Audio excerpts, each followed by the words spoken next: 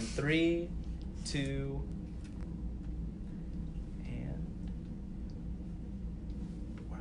and we're on Facebook Live. Oh. I'm Josh Groban. I'm Sharon Osborne. You know this one. And I'm so excited to do this with you. We just had a lovely chat. we did, and it's 15 years that 15 we've known years. each other. That's true. I always think back fondly to the first time I was on the Sharon Osborne show, which was such a fun show. I still have the gift bag robe hanging in my closet from that show. And all these years later, here we are, still I know. still crushing it in the midday time slot. That's here. right. Yes. That's right. Good. Yeah, we good. are. Good noon to all of you. Yeah. But I think we're going to get some questions now, and we look forward to answering them to the best of our abilities. We have a fancy iPad here That we don't know what to do with. Yeah. But So okay. Edward Sanchez wants to know, what is your favorite song? My favorite song, I think, certainly my favorite song to sing, I do it usually at the end of every show, is "Smile," the song that was co-written by Charlie Chaplin. Oh, It's, you love that. I love that song. I love it just is because it's a sad song disguised as a happy song. And I don't think that people know No. that Charlie Chaplin. That's right. Yeah. Did that song. For Limelight. Yeah. Yeah. Oh gosh, my favorite song, my lord. Keep it in the family. There are so many Yeah. to kind of like Yeah. nail it down to one. Probably Queen's Bohemian Rhapsody. Oh yes, that's like 4 songs in one. It is. It's I an mean, opera. It was like is- this little opera that Freddie did, and I love that song. That is very, very true, and an excellent karaoke song, by the way. Do you karaoke? No. You? I'm rather good at it. I can imagine you are. I'm usually karaoke's funny because I'm really shy at first, and I just sit in the back with the tambourine and drink. And then after I've had A couple. 3 of whatever it is they serve you, Zima and 7-Up or whatever it is they give you in those pictures, I then flip right to the Bohemian Rhapsody. Right, you go for it. I just go for it. Or All right. Journey. What is your favorite karaoke song? I'll sing. I love to sing Pearl Jam. I do Yeah. mean karaoke Eddie Vedder.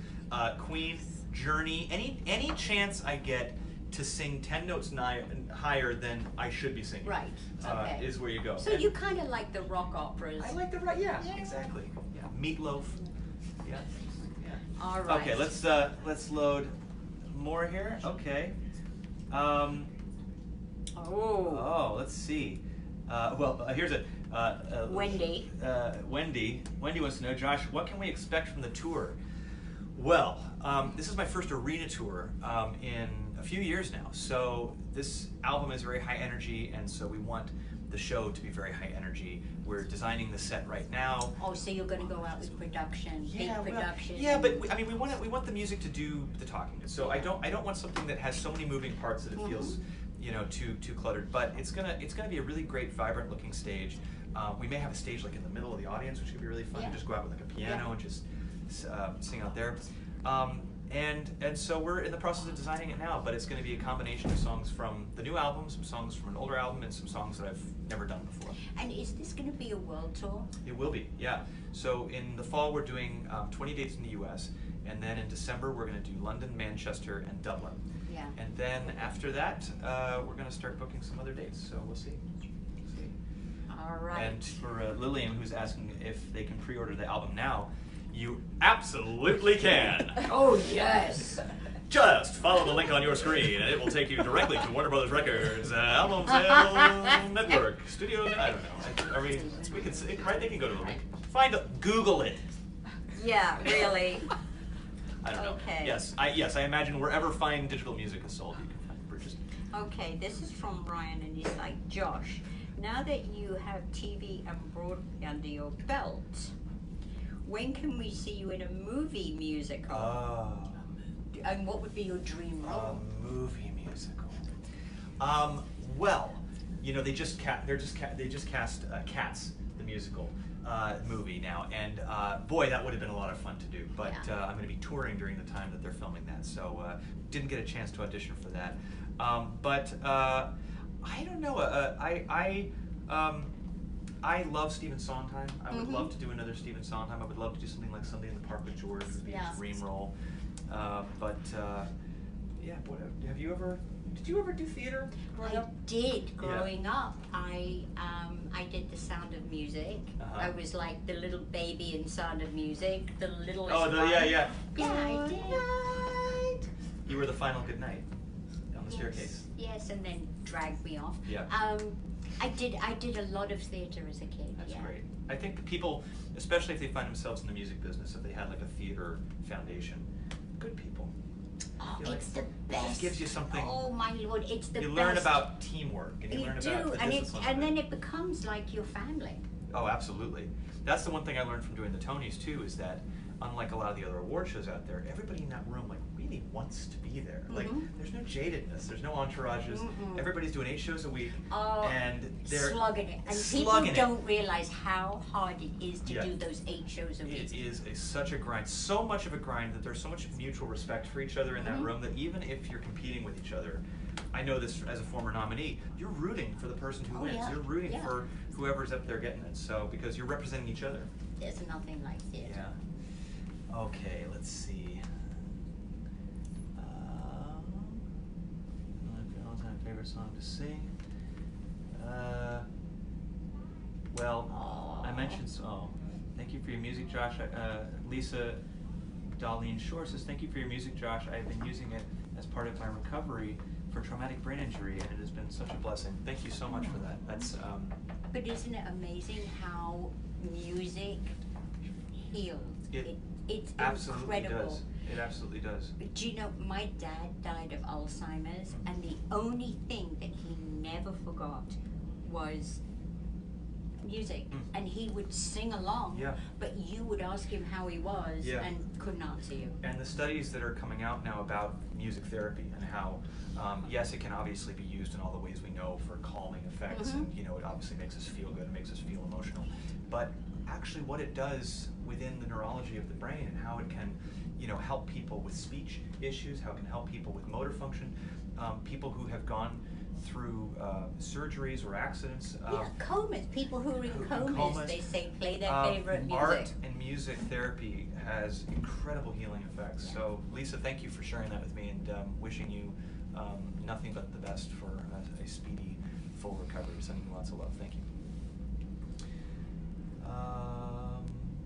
Hi, I'm a public school music teacher.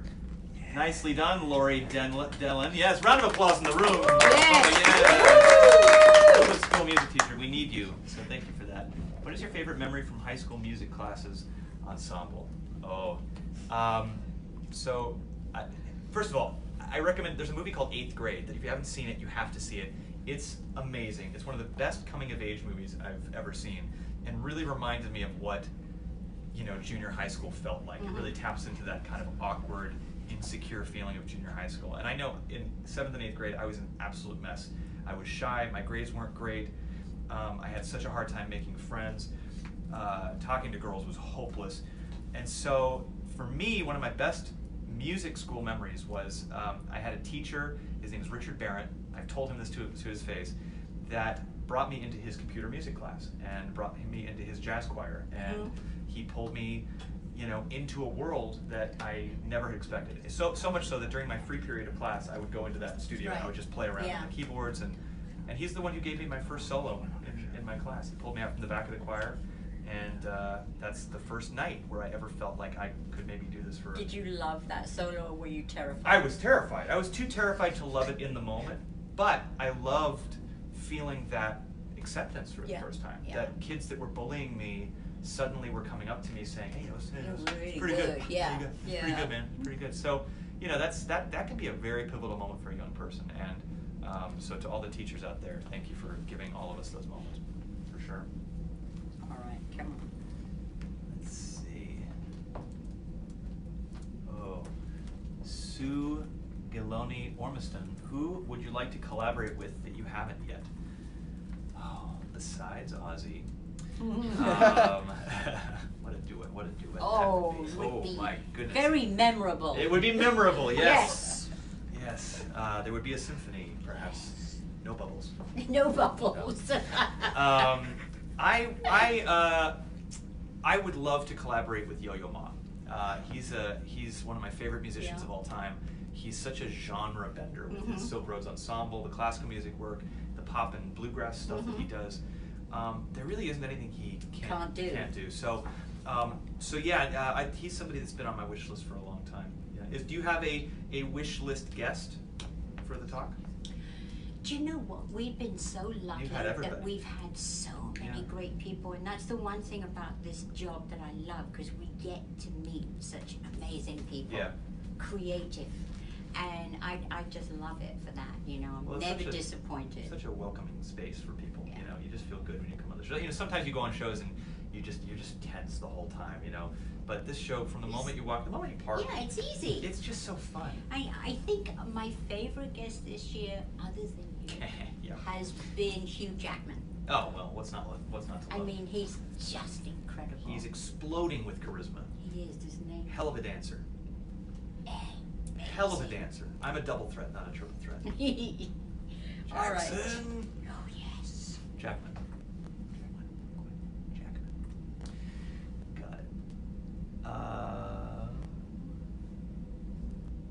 You can pick. Okay.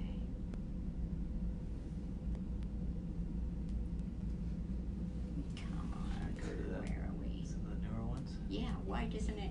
Okay, so we're back to Oh, the beginning. well. We gotta scroll this way. Come on. No, it's coming up the same. Okay. Should we end with this one here? Go on. Okay. So Marseille says, Josh, do you see yourself composing for a Broadway musical? Good question. I don't think so. I'm the first person to say that I love to try new things, and I would love to do a film score one day. I would love to think about not having to think lyrically, not have to think vocally, just think about just doing a score for something. I love cinema, and that would be a challenge for me. But when it comes to Broadway and musical theater, I like performing more than I like writing. I like being the interpreter of a great composer's message and lyrics. Working with Sarah Bareilles and the Tonys, watching her craft some of those songs, and knowing her process for Waitress, knowing other people who've composed Broadway musicals, it is such a long, arduous process. And there are so many people that are pulling at you at all times to change this and fix that. And you got to think about, there are some people who need to write for the entire, they need an arc of a story to write. Sure. I like to write in 3-minute bursts. I like to write a small story, lots of small stories. So, I don't know, I could be proven wrong by the right collaborator, but at the moment, I would rather act in another Broadway show first before I wrote one. But maybe we can collaborate together. I don't see why not. The Talk, the musical. Here we go. You can never Get have too many thes in a title. It's never the. Never. So that is The. the end of our chat with you. Thank you for being